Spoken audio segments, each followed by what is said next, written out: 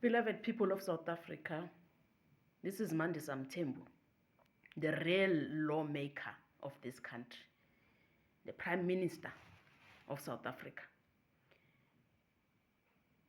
We live in a lawless country. We have no government. We have no president. We have no mayors. We have no premiers. We have no councillors. All those people you see there, they are just actors. All they do is to act and to speak things that are out, things that do not affect us, and to project an image that they are doing something while the country is burning down. You can't have a municipality,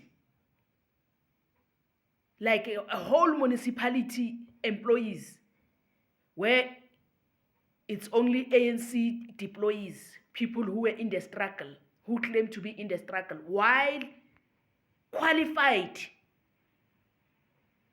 people, qualified graduates are unemployed. It means our country has been hijacked by criminals. We can't allow that. Most of the municipalities in our communities are run by such people, criminals who associated themselves with ANC. While people who are qualified, like me, are not employed. And those criminals, they control resources. They pervert justice. They steal. They loot. That's the only thing criminals know. It's only to steal. It's only for selfish gain. Nothing else. So that's why I say there is no government in South Africa. Even that president is a criminal himself. He's got his own scandals. So today I'm introducing the Imposition of Death Penalty Act 2026. Death penalty must come back, and it must haunt the corrupt politicians and their friends for destroying our government and our institutions. Destroying an institution it's a treason. Stealing from the marginalized, it's treason. So high treason remains the most serious offense against the state. It is a crime of betraying one's own nation by lying under oath, contravening the constitution, acts of diverting funds, public funds meant for essential services, slowing economic growth, increasing income inequality, and hindering the development and effective social programs.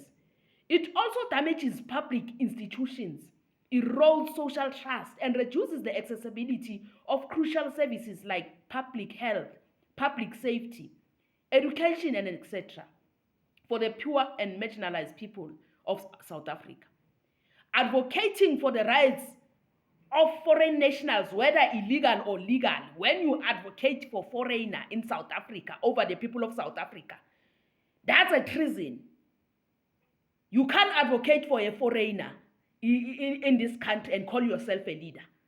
You are a betrayer. Overriding government institutional protocols for selfish gain, that is also a treason. In 1995, the Constitutional Court, in the landmark SV Makwenyane case, abolished the death penalty in South Africa. But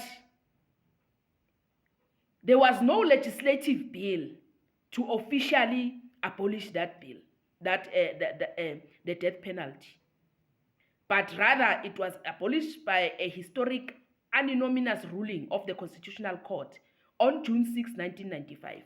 This was a gravely mistake by the Constitutional Court, because today South Africa has turned into a crime scene. It is the country that rates the highest when it comes to crime. And it's a capital of lawlessness, where rapists, drug traffickers, murderers Murderers from foreign countries find a safe haven. Corrupt politicians and their friends loot public funds with impunity. The current maximum sentence of life imprisonment does not adequately provide justice for victims of heinous crimes. There are souls who can be rehabilitated by prison. These are the corrupt, greedy politicians, the murderers, the rapists, the human and drug traffickers. If you take a life, you have no right to live. You can't say you have a right to live and dignity when you take someone else's life. If you take a life, your life must be taken. If you destroy lives, because corruption destroys the lives, the livelihoods of the people of South Africa. If you destroy the lives and dignity of the people of South Africa, you have no right to dignity and life. This is why today I'm impositioning the death penalty in South Africa. The capital punishment is a necessary tool to deter extreme violence such as murder, rape, and corruption.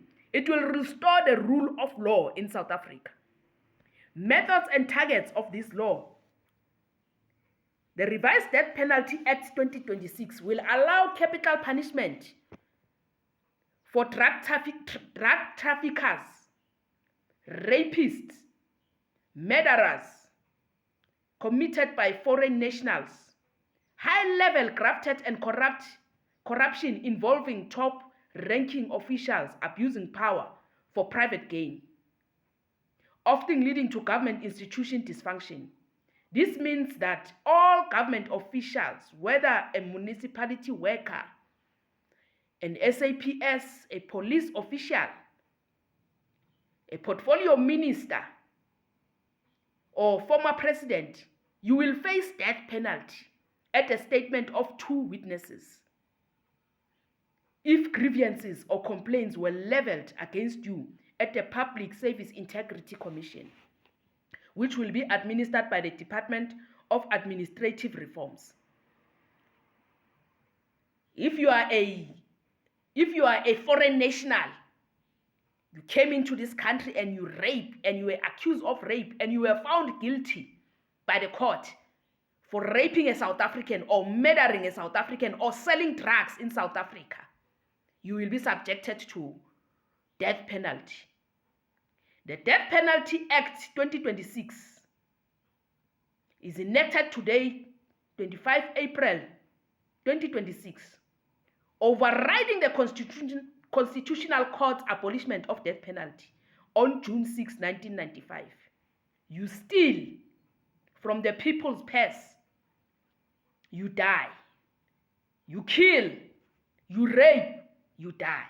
This is the new law. Thank you.